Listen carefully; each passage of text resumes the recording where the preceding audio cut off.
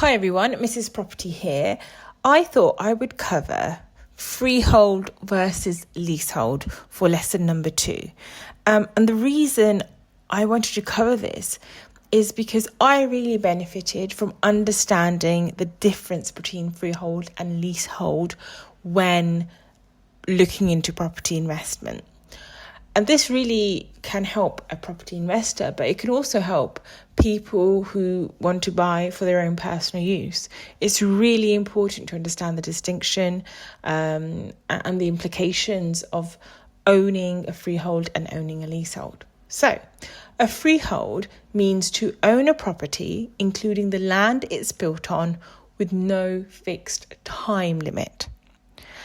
A leasehold property means to own a property for a fixed amount of time where you are leasing it from the freeholder who owns the whole building or the land it's built on.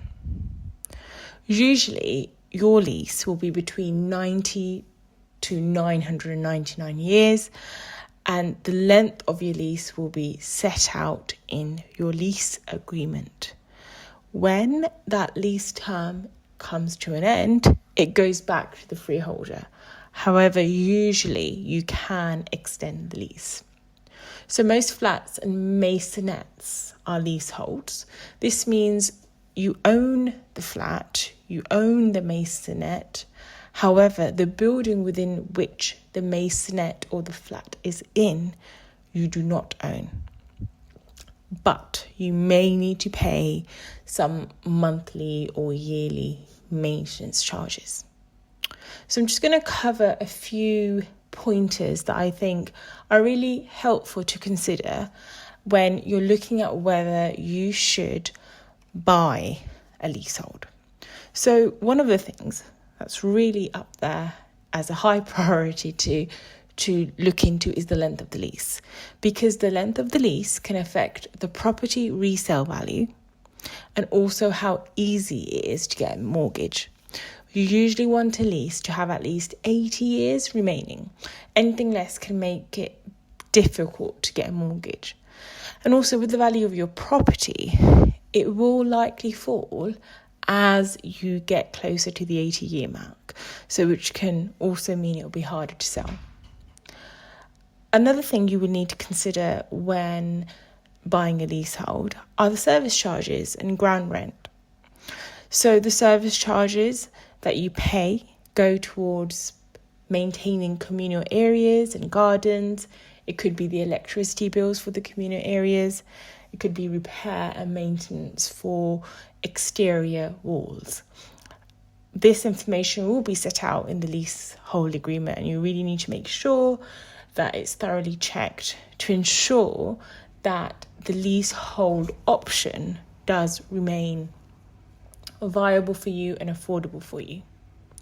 So leaseholds are generally, in comparison to freeholds, cheaper.